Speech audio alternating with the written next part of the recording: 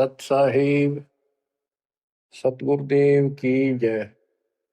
बंदी छोड़ कबीर साहिब जी की जय। बंदी छोड़ गरीबदास जी महाराज जी की जय। स्वामी राम देवानंद जी गुरु महाराज जी की जय हो।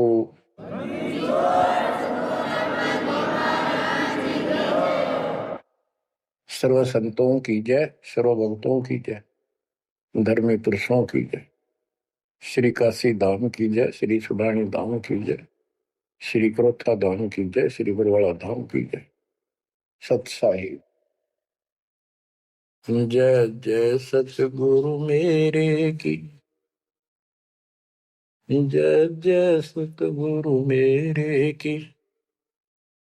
सदा साहेबी सुख से बसियो अमरपुरी के डेरे। जय जय सतगुरु मेरे की जय जय सतगुरु मेरे की। सदा साहेबी सुख से बसियो सत्यलोक के डेरे। सदा साहेबी सुख से बसियो सत्यलोक के डेरे। निर्विकार निर्भय तू ही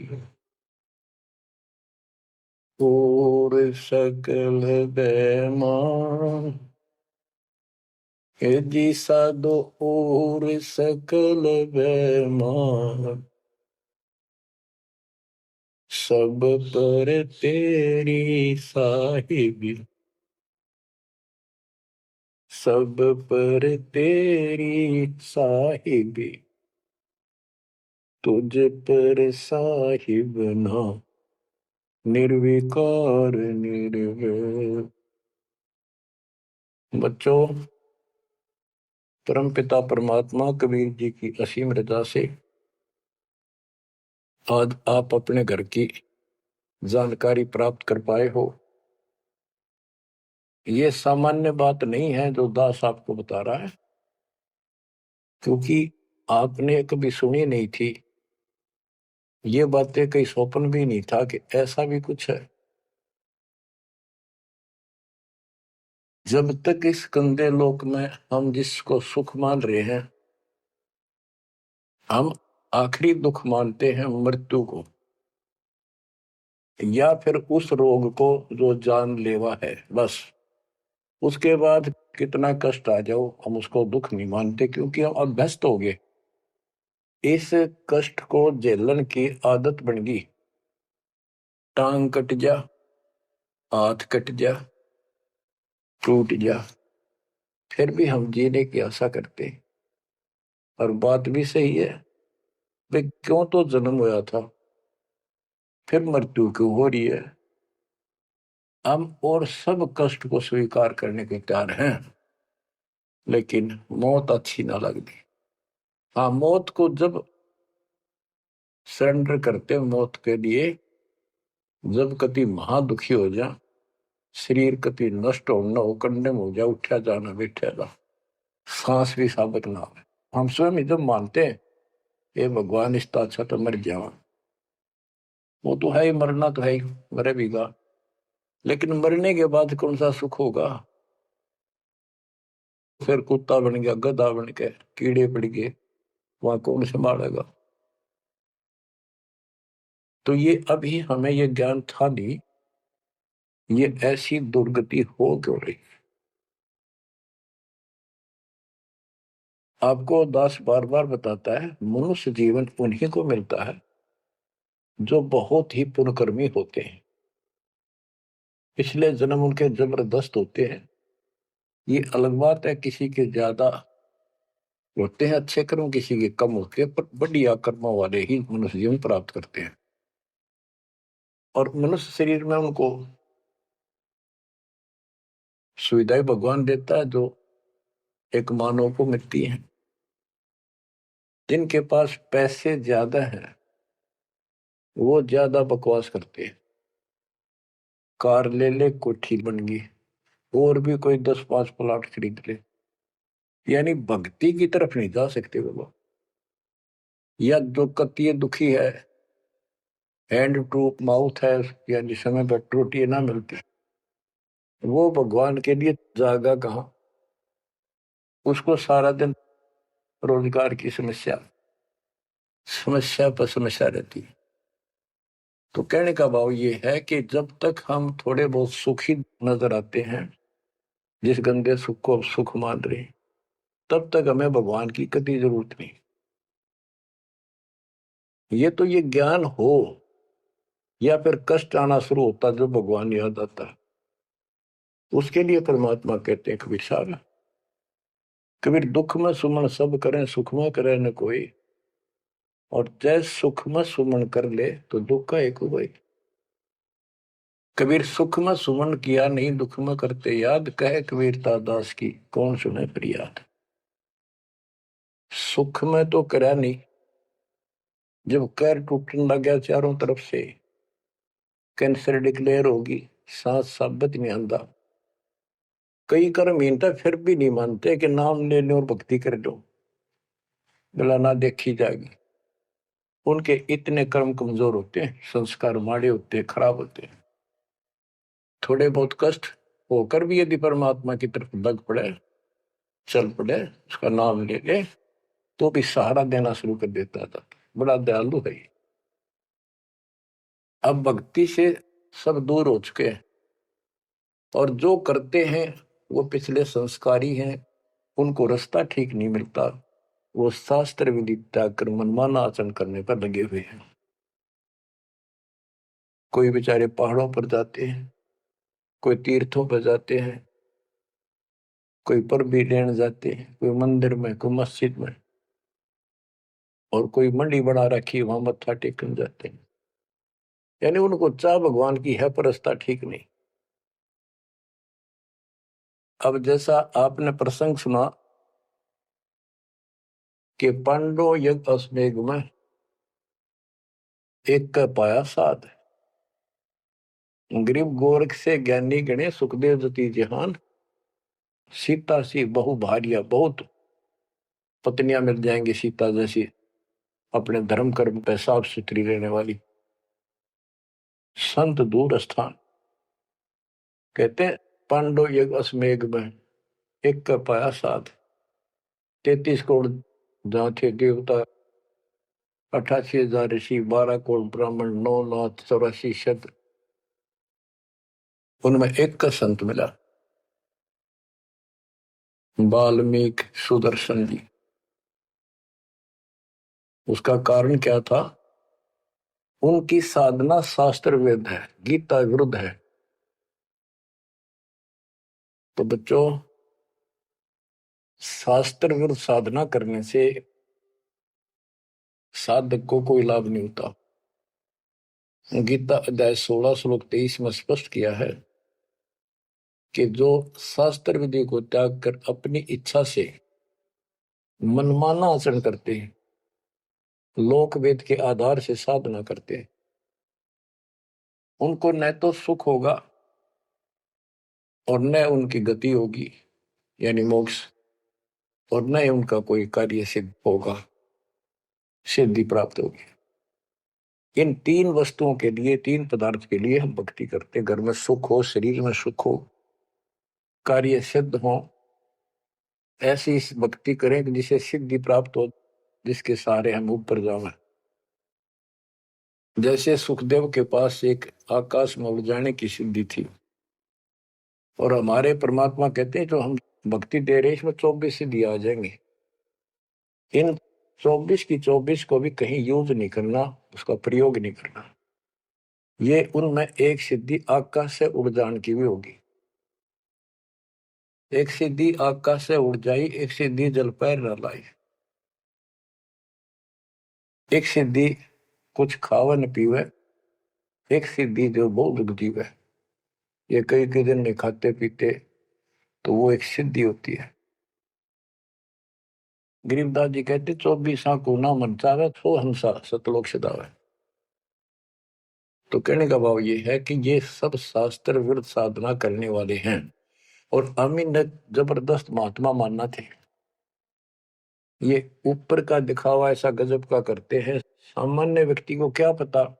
आपको भी पता नहीं था इस ज्ञान के सुनने से पहले। ये साधु हमने भगवान दिखाई देते और माथा टेका थे, इन्हें प्रणाम किया करते, इनको खूब दान भी देते थे। ये पता चला ये डले डोहा थे। गरीब डिम्ब करे डूंगर चढ़े, अंतर झीनी झूल, जग जाने ये बंदगी करे, ये बो वसूल वसूल। ऊंचे से स्थान पर बैठते हैं ताकि दूर तो दिखे कि महात्मा तपस्या करे हैं, या पहाड़ों पर चले जाते हैं क्यों लोग भी भटक रहे हैं भगवान के लिए। साधु मिल जाए, कोई आशीर्वाद दे दे, घर में बरकत हो जाए, नो हो जाए, नो हो जाए, तो आशीर्वाद लेने जाया करते। और वो जंगलों में साधुओं ने ढूंढा करते, तो वो छोटा मोटा आशीर्वाद दे भी देंगे, थोड़ी बहुत राहत मिल भी गई तो मोक्ष तैनो का नो रह गया। गरीब डंब करे डूंगर चढ़े, अंतर जीवनी झूल, जग जाने बंदगी करे, भक्ति करे, ये वो असूल वो। बच्चों, आपको बताया है जो दास एक भी शब्द बोलता है ये अपनी तरफ से नहीं, ये गॉड गिवन है। और परमात्मा ने किसको दिया? अपनी प्यारी आत्मा संत गरीबदास जी को दिया। उनके द्वारा अमर ज्ञान लिखवाया गया है, वो आपको सुना रहा है दास। रग यजु है श्याम अथर्व, ये चारों वेद चतुभंगी रे, सूक्ष्म वेद बाचे साहिब का, सोहंसा सतसंगी रे। जो परमात्मा का सूक्ष्म वेद पढ़ता है वो सत्संगी है। चारों वेद ऋग यजु साम अथर्व, ये चारों भ्रमित ज्ञान युक्त है, इनसे जीव को कोई लाभ नहीं होना, मोक्ष नहीं हो सकता। तो दास आपको ये सूक्ष्म वेद सुना रहा है। अब कुछ वाणी सुनाऊंगा। ये माया का ग्रंथ है। एक बाल्मीकि नीचे कुल साधु, जिन संघ पंचायन पूरे न दू। एक बाल्मीक जाति का, जिसको तुम नीचे को मानते थे, वो था साधु, जिसने वो पंचायन शंख बजा दिया।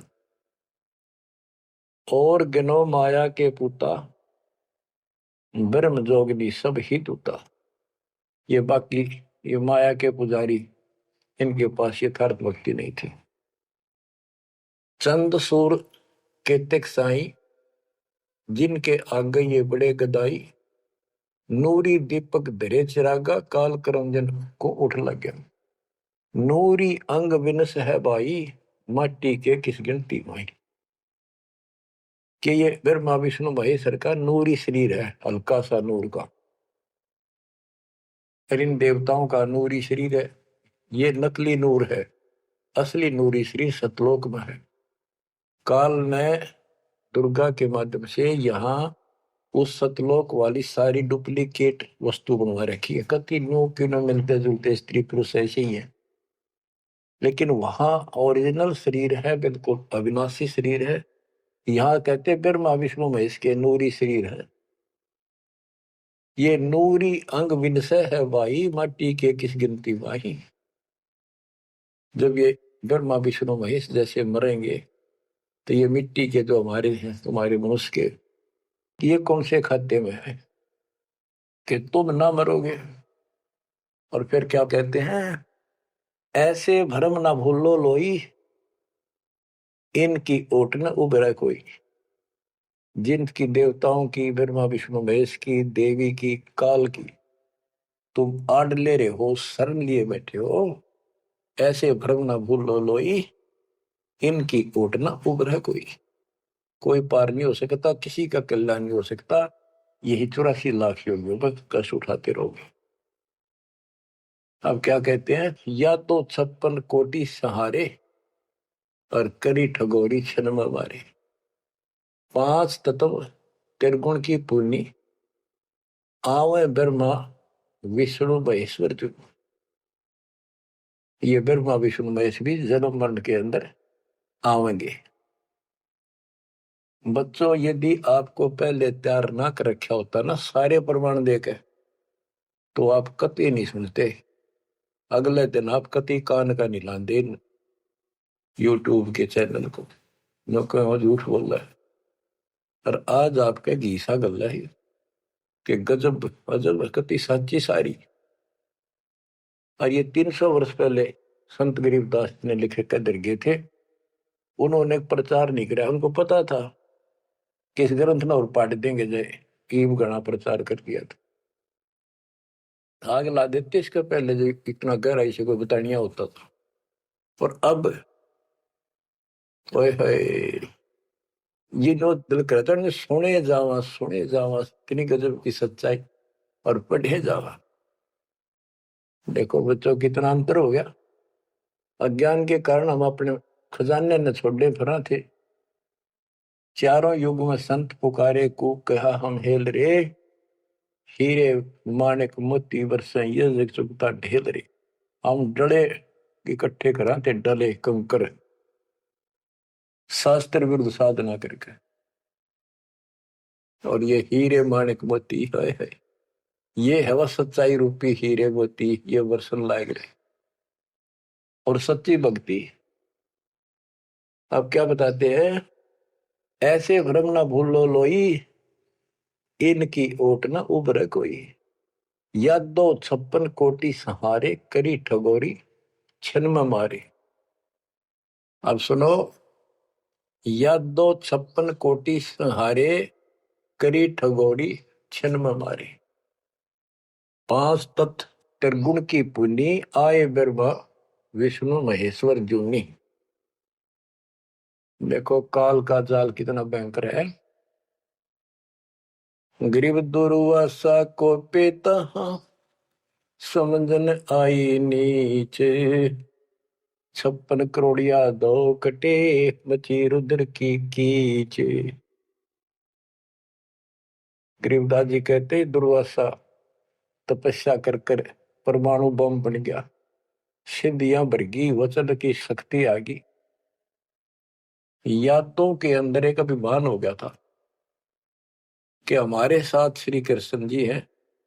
इसने चाणूर मार दिया, कंस मार दिया, जरासिंह मार दिया, कल्यवन मार दिया और केसी मार दिया।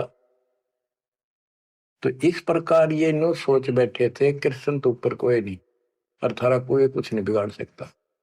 जब उनको ये पता चला यादों को, दुर्वासा जी श्री कृष्ण जी के आध्यात्मिक गुरु भी थे और वो द्वारका की बनी में बैठ के जाके, बनी होती है गांव के चारों तरफ, शहर के चारों तरफ पर जंगल होता था, अच्छे सुंदर वृक्ष होते थे, बहुत बड़े बड़े पीपल वृक्ष, नीम, सब गांव के चारों तरफ। ये पहले समझदार व्यक्ति होते थे और चारों तरफ गांव के नीम, पीपल और बड़, तीन तो हमने देखे खूब चारों तरफ होते थे।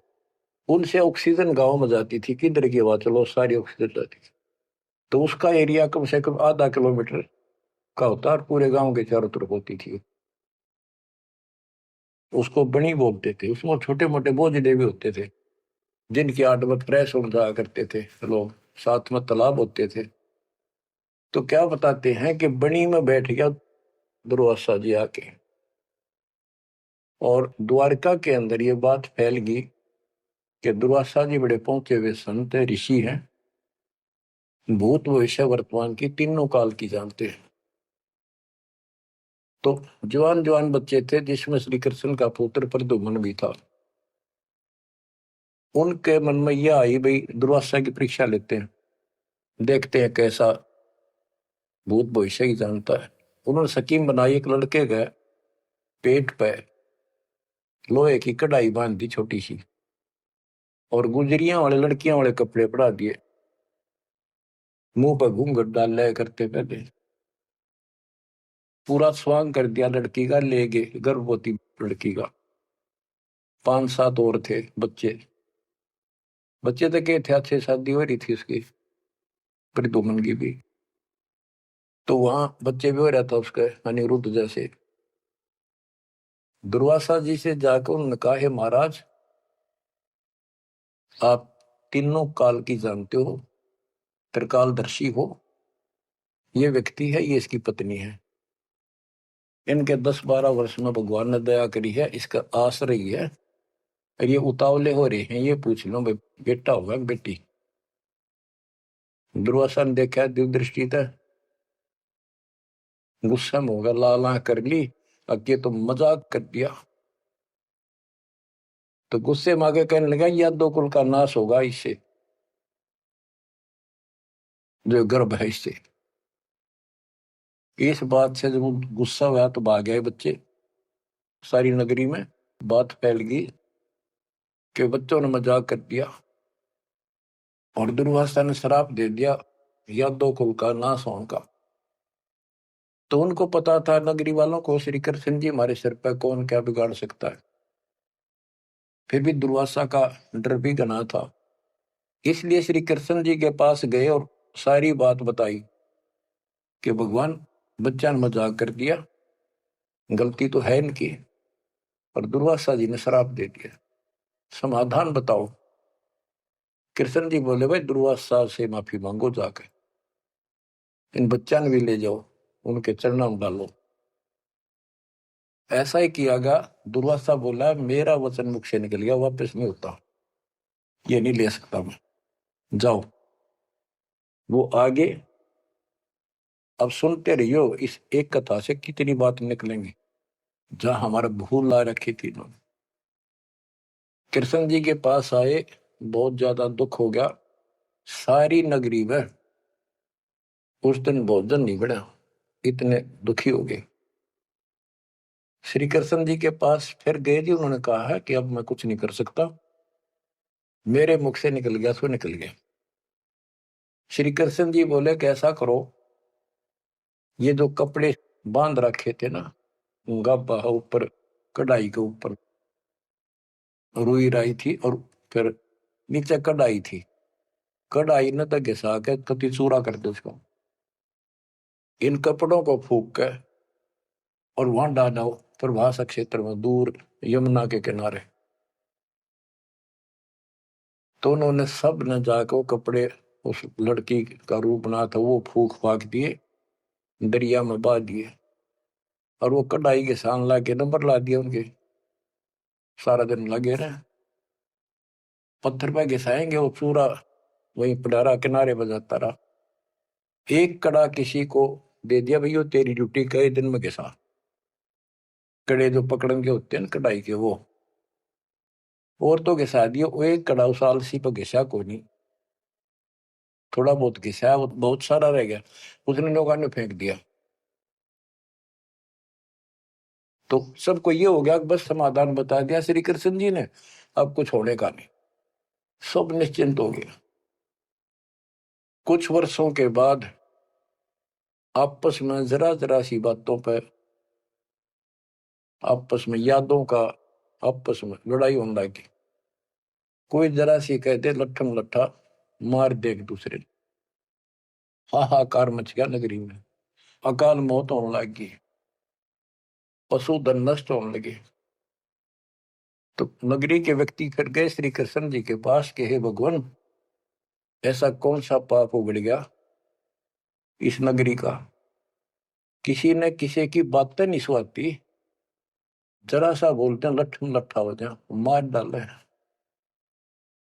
अकाल मृत्यु होने लग रही है।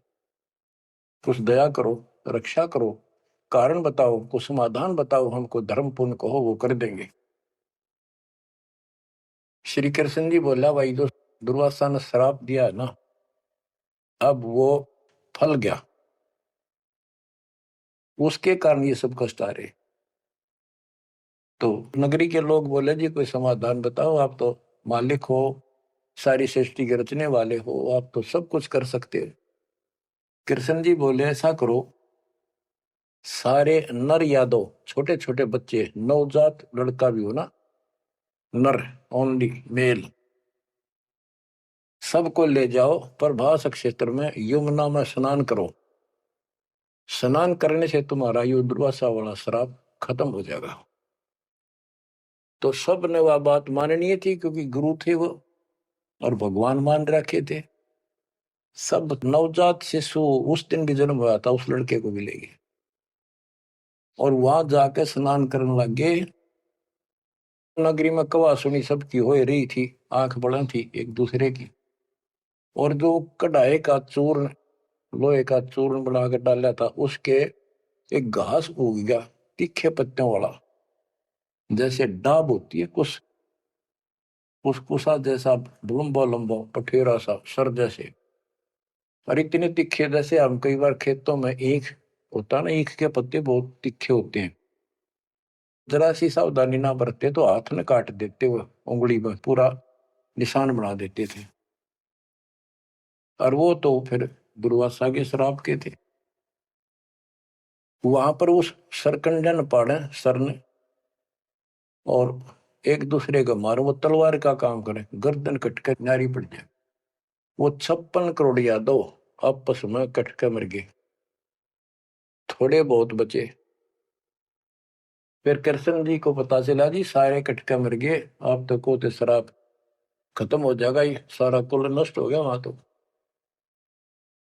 विष्णु पुराण में लिखा है, श्री कृष्ण जी गए और उन मूसल पाड़ के हुए, उसने भी रहे थे यादव खुद मार दिए, काट दिए सबको, अकेला बच गया। और फिर जाके एक पेड़ के नीचे बैठ गया। अब वो श्री कृष्ण ने नहीं मारे, उसमें काल बढ़ मारे।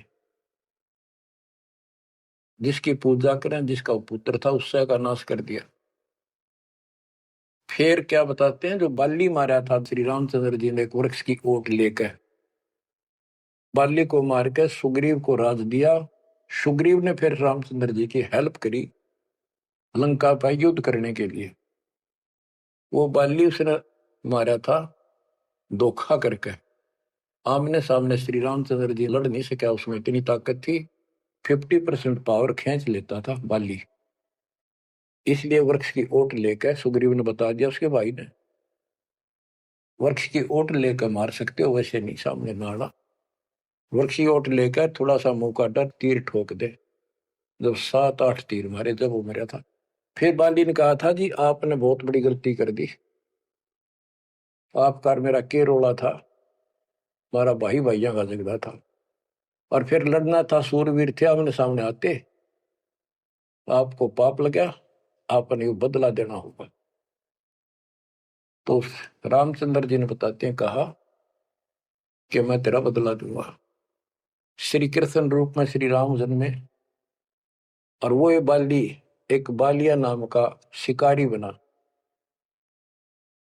अब क्या था, वो जो एक कड़ा बच्चा था, पूरा घिसा नहीं, वो एक मछली ने खा लिया, कोई खाद्य पदार्थ समझ के, वस्तु समझ के, और वह मछली पकड़ ली उसने, उस शिकारी ने, बालिए ने। उसने जब वह काटी मछली, तो उसमें तो चमकीली धातु निकली। वो ले गया सुनार के पास, उसने सोची कोई चांदी दिखा है। सुनार बोला लोहा बहुत गजब का है, चांदी नहीं है। लोहार के पास ले गया, लोहार से कहा कि इसका ये तीर बना दे मेरा, जहर में बुझा के, तो इसको विशेष रखूंगा अलग से, कोई भयंकर जानवर आ गया, शेर शार, तो उसको मार दूंगा अपने जीवन रक्षा के लिए। तो उसने वो तीर बनवा लिया उस कड़े का, जहर में बुझवा कर, पॉइजन युक्त करवा लिया। वो बालिया नाम का शिकारी सारे दिन से भटक रहा था, उसको शिकार नहीं मिला। और श्री कृष्ण जी वृक्ष के नीचे लेटे हुए थे, और उसने अपने एक घुटने पर दूसरा पैर रखा था, तलवार सामने दिखाई देता, उसमें पद्म था, और पद्म चमक रहा था खूब, उसकी रोशनी होती है पद्म की, जैसे 100 वाट का बल्ब हो। अब शिकारी ने देखा उस दुर्मट टहनी नीचे तक टिकी हुई थी वृक्ष की, तो अच्छी खासी वह बढ़िया सी छाया थी, आराम से वो लेटा हुआ था गर्मी से बचाव के लिए। तो उसने दूर से देखा कि ये मृग बैठा है, हिरण की आंख चमका है, इधर से जाऊंगा तो ये भाग जाएगा, सारा दिन का कोई शिकार मिला नहीं है, खाली जाऊंगा तो फिर खाऊंगा क्या। उसने वहीं से वो विषाक्त तीर मार दिया, पॉइजन युक्त, जहर से बुझा हुआ तीर चला दिया, तो पैर में लग गया आके सीधा उस निशाने पे, पदम के पास। कृष्ण जी पीड़ा के कारण कर रहा है, मर गया रे, मार दिया रे, किसने मार दिया। तो वो शिकारी घबरा गए, तो आदमी मर गया। जल्दी जल्दी चलकर देखा तो ये तो कृष्ण जी है, द्वारकाधीश, सिर पर मुकुट है। तो उसने हाथ जोड़ कर माफी मांगी, ये राजन मेरे से धोखा हो गया, और मैंने सोचा कि आपके पैर में कोई चमकीला वस्तु लगी है, पदार्थ। मैंने सोचा ये मर्ग की आंख से, और यूं तो जहर से बुझा हुआ तीर था। मालिक बच्चों को भी माफ कर दो।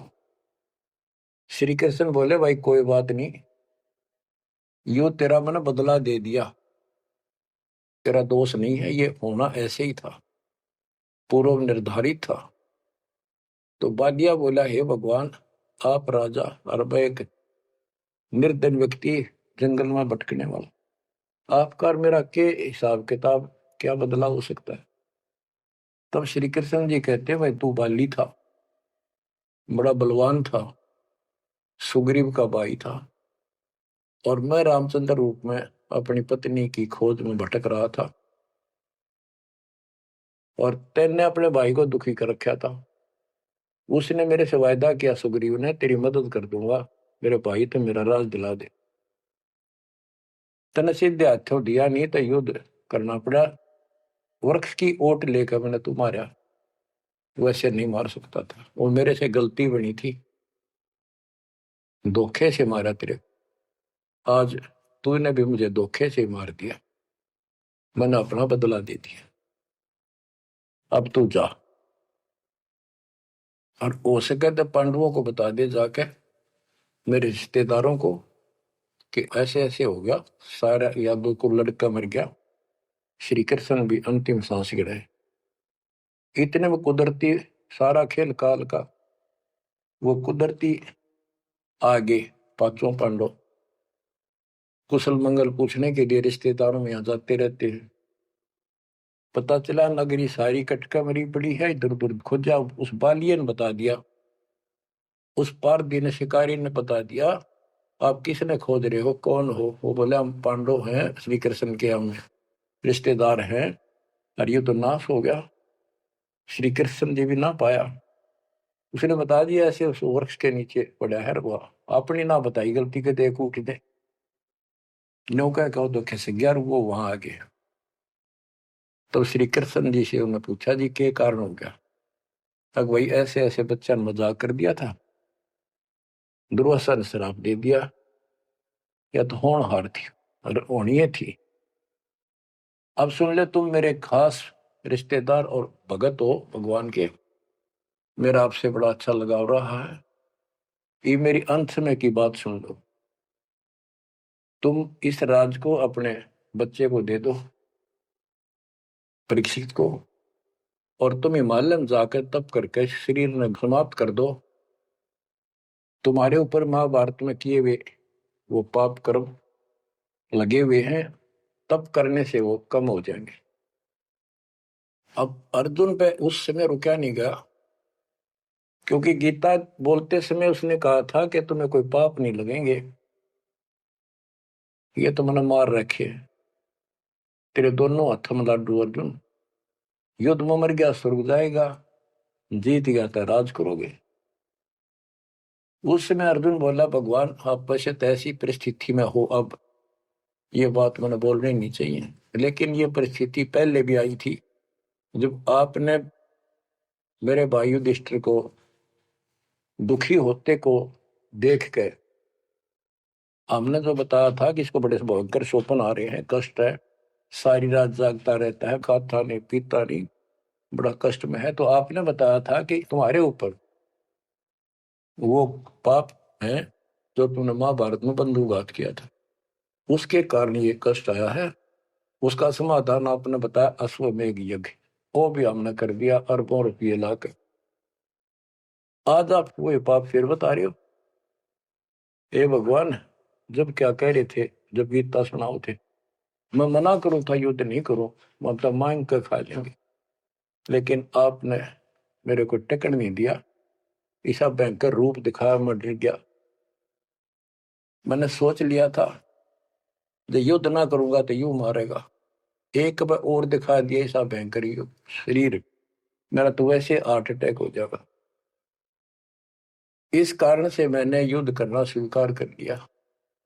हे भगवान, आपको हो हिमालय चले जाओ, राज छोड़ जाओ, ये कोई सा भी लाडू हाथ में कोई नहीं, ना युद्ध में मरे और ना राज रहा। ऐसा धोखा आपने कराया क्यों? आप तो हमारे खास थे, रिश्तेदार थे, सारा कुछ हो।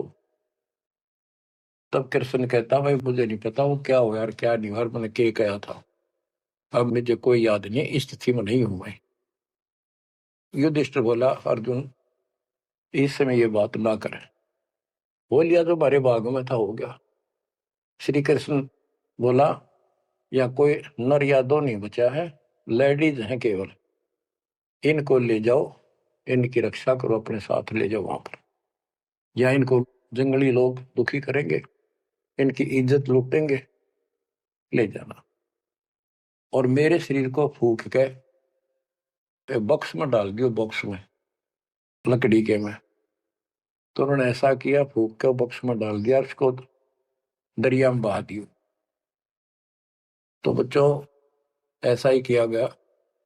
अब चारों पांडव तो आगे, और अर्जुन की ड्यूटी लाए, तुम सब लड़कियों को लेकर, औरतों को, और आ जाना। तो लेकर अपने घोड़े खच्चर उन्होंने बैठा बठू कर चाल पड़े।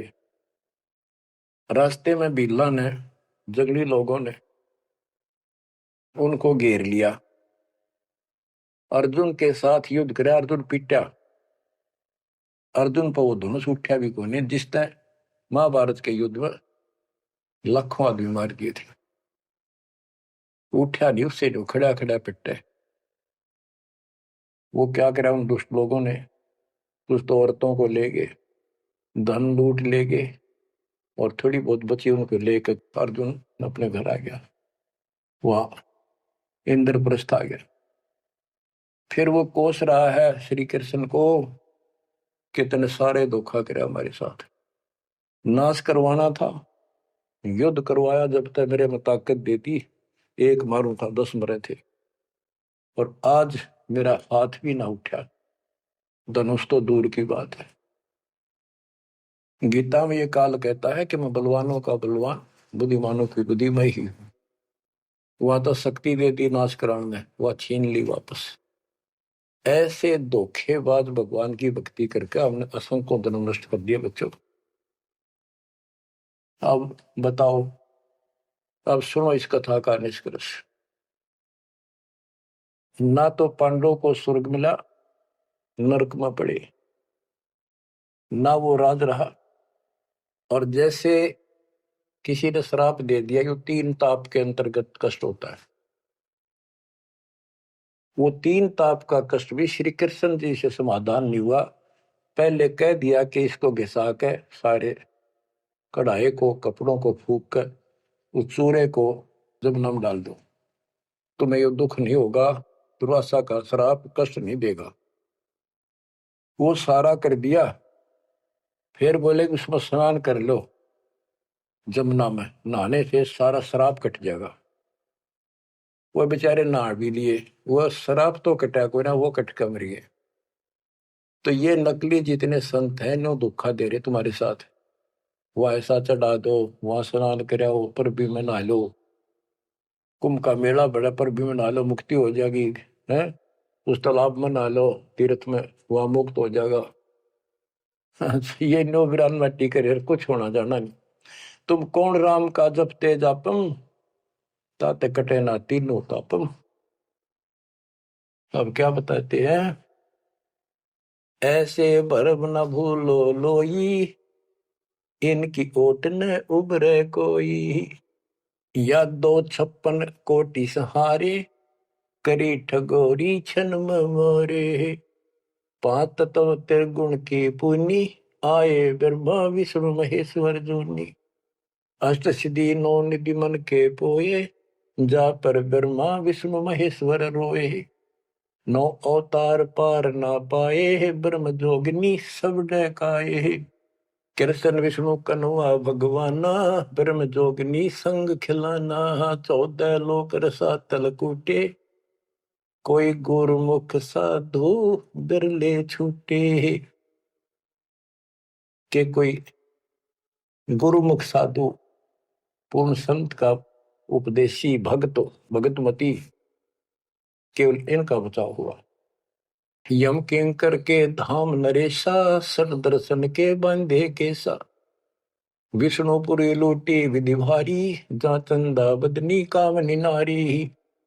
भोग विलास करें वहां प्राणी, बोर पड़े हैं चारों खानी। कहते ऊपर के लोकों में ये सारी बकवाद करे, क्योंकि वो स्वर्ग होटल हो तो वो बकवाद है, और वो है क्या, अपनी जेब कटवा के पुण्य खत्म करके फिर पृथ्वी पा के धक्के खावे कुत्ता बने गधा बने। भोग विलास करें वहां प्राणी, बोर पड़े हैं चारों खानी। शिव पर लूटे कूटे बहु भांति, ये जम क्यों कर तोड़त है छाती।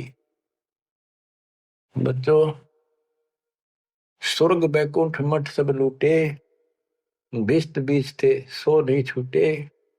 ब्रह्मंड 2100 आग लगी है, या कर्तबाजी सब ठगी है। बच्चों, बहुत अच्छी किस्मत आपकी, आपको ये अमर ग्रंथ, अमर ज्ञान और सच कथा सुनने को प्राप्त हो रही है। कुर्बान हो जाओ, इसको हल्के बना लो। मालिक आपको मोक्ष दे, सदा सुखी रखे। सत्साई।